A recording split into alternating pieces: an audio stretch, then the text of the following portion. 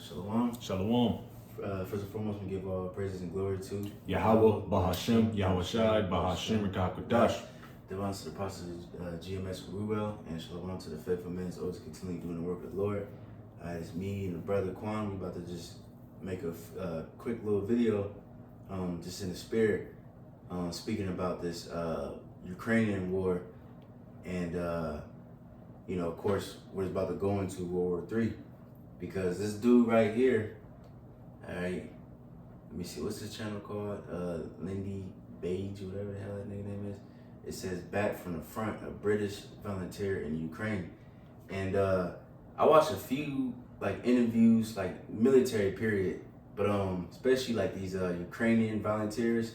Like I've seen Americans, I've seen British, all Canadians, and all of them pretty much saying that shit brutal. You know what I'm saying? They getting fucked up.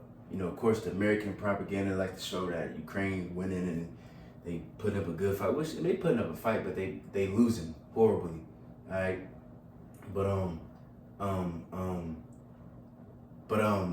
yeah, a lot of the interview, like people that's been fighting over there, they've been saying that it's brutal. It's so like I lost my train of thought, but pretty much. It's like something they ever seen. It's like World War II or World War One mixed with modern day. They doing it's trenches. Yeah, I can see it's trench warfare, but in a modern time frame, which is basically unfair, so to speak. Yeah, your defense strategies all different. They don't, like the bro said, they don't have what he's about to allude to. They don't have the sophisticated weapon systems like America has. That's what he's about to allude to in this interview. Yeah. He even said that. Yeah, he's like, man, we had some bullshit, but we had to fight what we had to fight with, And the main point, like he about to say right here, he was speaking about the American volunteers. He gave props to some, like the Marines and the Rangers, but he said a lot of other ones are spoiled, and that just remind me of the scriptures we about to get in a minute. Matter of fact, we can start with that, and then we can play the video. All right, this is Jeremiah chapter 51, verse 30. It says, "The mighty men of Babylon have forborne to fight. They have remained in their holes. Their might have failed. They became as women." Right. Yeah, that was it. No, they have burned her dwelling places. Her bars are broken. Right. You know what I mean? These people is gonna be for what it say, for born to for born to fight. Because before, like in World War II, Vietnam, things like that. Esau was like more mightier. Yeah. But now, Esau, Jake, whoever, the fighting spirit is going out, and they just became spoiled because for so long they've been so powerful army. But now when they about to fight a real army like Russia, China, so on and so forth, it's not gonna be as easy as the other countries. Even Vietnam, people make fun of that shit like, oh, we fought farmers and all, but they beat your ass. They fought farmers in Afghanistan. Right. Technically, they lost in Afghanistan. They retreated. They lost to Vietnam. They retreated. Yeah. So they fought niggas with sandals and hijabs, man. Yeah. So those are technical losses that America's took, man. So ever since after, I would say, ever since after the Gulf War. Well, damn, see, then you gotta go into the Korean War. This is when you got no little American history, because they got smacked up during the Korean War. That was after World War II. When there was World War II, like I said, they got Oregon Force, they got Battle of the Bulge, 101st Screaming Eagles, getting crazy, getting busy. The D-Day. But those days are long gone after that, man. After World War II, they started declining. So now we're gonna play a little bit of this. Fair use. Hopefully, we won't get YouTube won't trip. They and I think those three American regiments I mentioned, or corps, whatever you want to say, they have a history of being some of the more underfunded and hard done by bits of the American military. So therefore, it fosters a more British attitude towards soldiering, which is make, do, and mend. Get on with what you have at hand. You fight the war. You fight the war with the weapons you have, not the weapons you want. And they were some really sorry. But a lot of the Americans, the only way to describe them is spoiled. Really, it's very easy to be the best army in the world when you can get an F-16 to go and blow up a mortar team on a hillside, you know? But, yeah, and I heard one of them going, we need air support, and it's just like crickets suddenly, like, you know, air support. I haven't seen a fighter plane this whole bloody war. They're all over Kiev, keeping the president safe, you know, like that. We don't get air support, mate, you know? It's a myth. And he's not even Ukrainian. He's not even Ukrainian. Mm-hmm. He's a British volunteer. I thought he was Aussie. But he's a British volunteer from the UK. Yeah.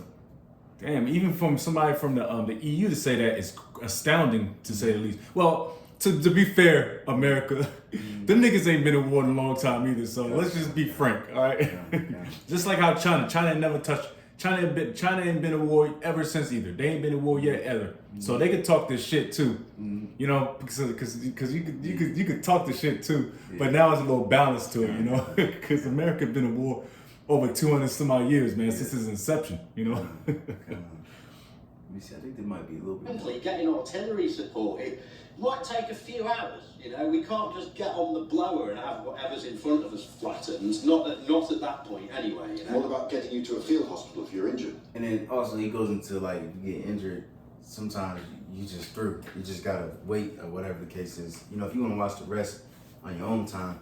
But that was the main point right there. You know what I'm saying? Because, you know, in America, they got that pride. Cause I remember I seen videos where air support came, blew shit up, and they, oh man, yeah, America.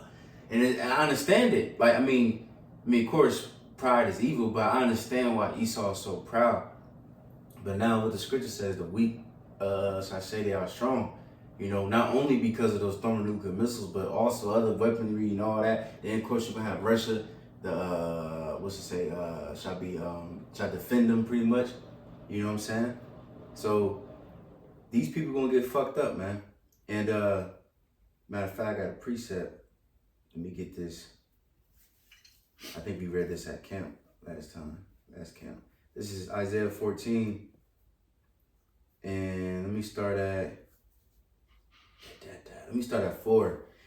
All right, it says, that thou shalt take up this parable against the king of Babylon and say, have the oppressor seized, the golden city seized. All right, which, you know, this is talking about America. You know, this is the golden city, and it's going to seize. It says, Yahweh has broken the staff of the wicked and the scepter of the rulers. Because before Esau, he had that scepter, he had that rulership, and he'd be able to just tell people, look, hey, even right now, really, because, you know, even though America is declining, he still got a little bit of power, still got a little bite to it, you know what I mean? But just like your boy Trump, like he so-called said, he ended 8 wars in 9 months, you know? Even when they did that situation in Iran, what was them B-2 bombers? Yeah, the stealth bombers, yeah. The world was scared. Even the Europe nations, they was calling him daddy. It was all weird and shit. I don't know if you seen that video. No. But they was like, oh yeah, Daddy Trump, and it was weird. But you seen people, it was like that World War II spirit when they dropped those 2 bombs on Japan. And that put people like, oh shit, all right, calm down. You know what I mean? But now the Lord still don't give a fuck, because what scripture says, the Lord gonna put hooks in their jaws, the Russians. You know what I mean? And it's gonna get to the point where people is gonna stop being afraid of this place. All right? No matter what weaponry you got. You see? It says, he who smote the people in wrath with a continual stroke, he that ruled the nations in anger is persecuted, and none hindereth. All right? And we seen that. You know, like the brother mentioned different wars, you know, the Korean War, Vietnam, you know, Iraq, you got Afghanistan, so on and so forth. Esau was going there stretching shit, fucking niggas up. You know what I mean? You know, but now the tables are gonna turn. Let me see, I think I got a little bit more. So like, let me skip down to 9. It says, hell from beneath is moved for thee to meet thee at thy coming. It stirreth up the dead for thee, even the chief ones of the earth. It hath raised up from their thrones all the kings of the nation. It says, all they shall speak and say unto thee, art thou also weak as we? Art thou become like unto us?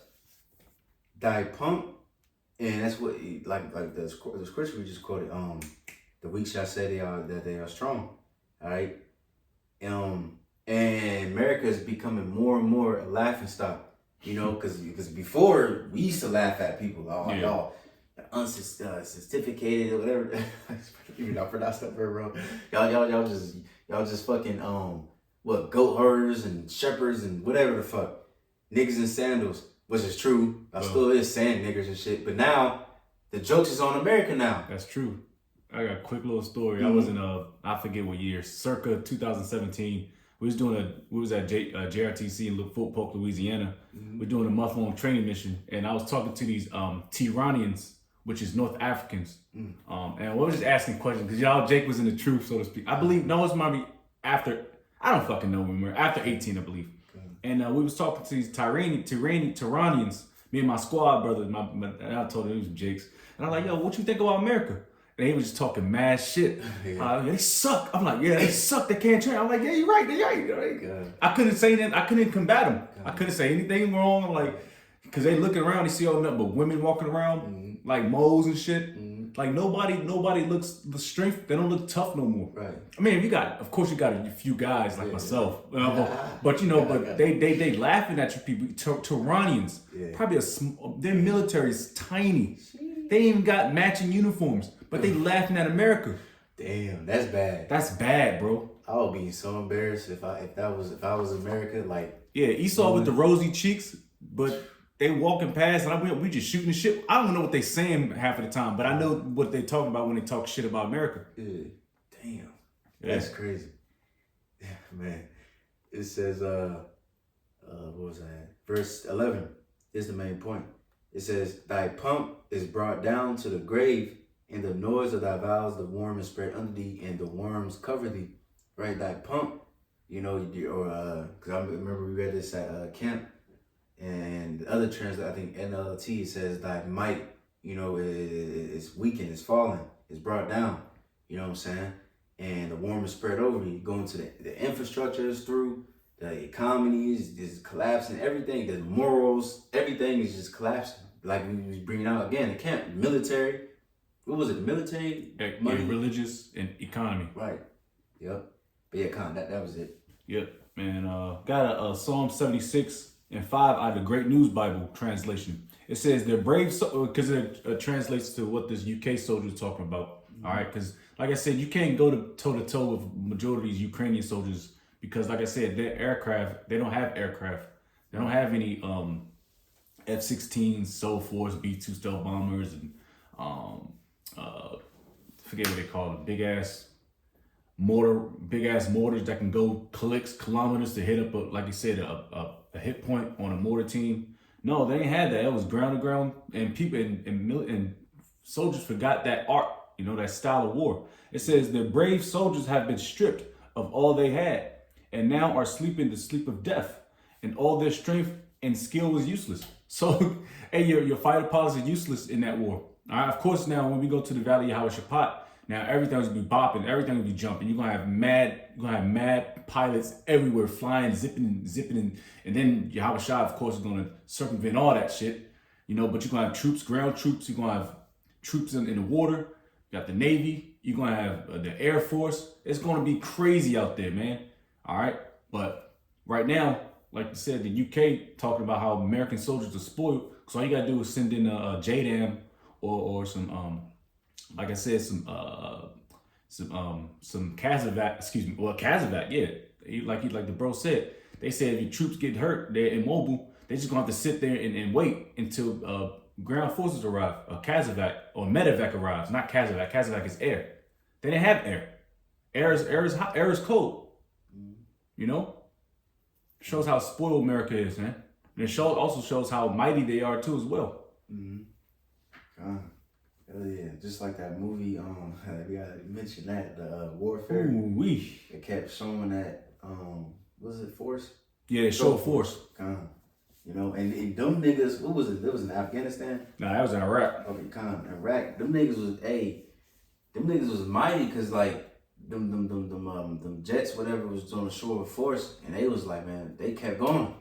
You know what I'm saying? So, it's like, man, it's like, It really is just beautiful how the Lord is really just, because like he's the ultimate chess player. You know, he controls all sides. You know, America is mighty, you know, because his money, his influence, his weapons, all that good shit. But these other smaller countries that they invading and shit, they mighty as hell too. Yeah. Because to go and attack, to say fuck it, we about to just kill these, you know, do our best, whatever the case is, and keep fighting for years and years.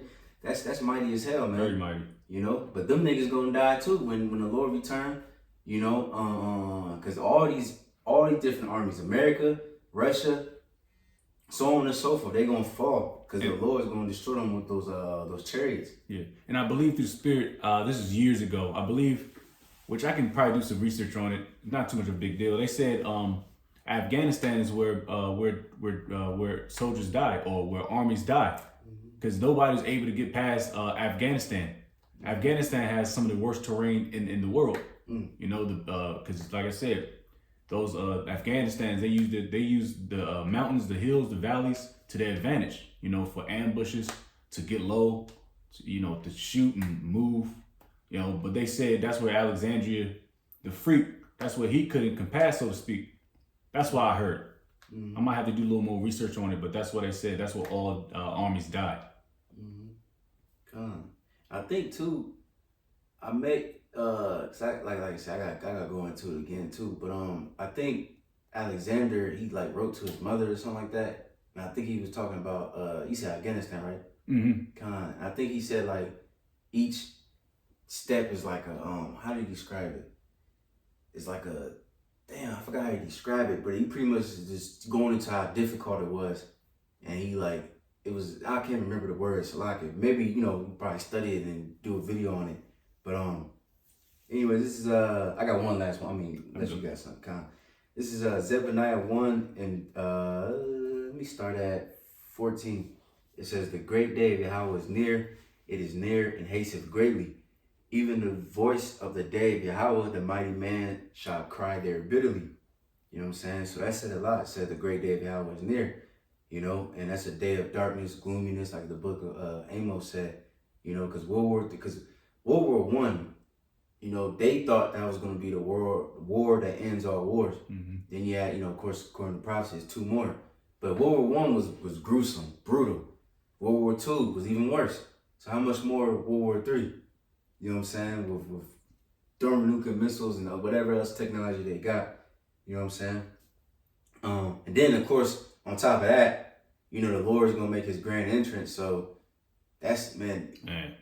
World War III is already going to be enough death. But then on top of that, the Lord's, the kill strike he going to have is going to be even more crazy. You know what I'm saying?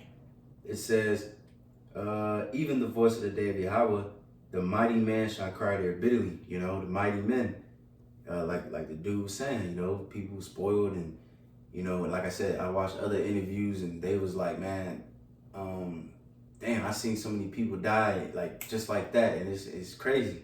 He said, I ain't never, cause it was guys that had fought in other wars, like Americans and shit. Yeah. And they was like, man, they was like, man, this shit different. Damn. You know what I'm saying? This shit hit different.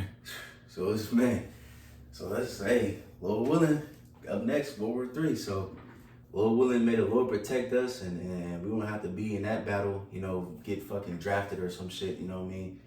And for all the other niggas, these damn heathen and these 2/3 niggas, them thug niggas, let them be sent to the front line. Yeah. You know? But yeah, straight up. I was just looking at Isaiah the 9th chapter. Because when you go to confused, when I think of confusion, it's like a lot of shit going on, which that's a part of it. But also when I also think about confused noise is when you look at the untrained soldiers. They're gonna be shooting at everybody. They're gonna be shooting at their own troops because they're gonna be untrained. This draft is gonna be drafting people that needs a Camaro. They need to pay off their loans. They need a paycheck. They need security because they think they're coming back home. They're not coming back home. There's not gonna be no welcome home mat. All right, there's not gonna be people throwing a little flag around now, man. They're not coming back from that place. All right, that's what's done is done. It's a done data. All right, you're not going home on R&R to see your family, your grandma, your pappy, your mammy. What's done is done. So you got a lot of, that's a lot of, it's tempting for a lot of veterans not myself. I'm out of the game, but you know, but that confused noise is going to come to a lot of untrained soldiers. They're going to be doing a lot of craziness, but of course, you know, that goes grand dog, just confused because it's battle, but that's all I got. I just thought about that. Come on, so hey, Lil Willin, hopefully that was edifying. I advise brothers to look up videos like that, just to, you know, prophecies. There's so many videos you can make off of that. But yeah, Lil Willin, hopefully brothers are edified and give our praises and glory to Yahweh, Bahashem, Yahweh Shai, Bahashem, and Kakadash. Devon to the apostles of GMS Ruel. Shalom to the faithful men. Continue doing the work of the Lord. That we're going to say shalom. Shalom.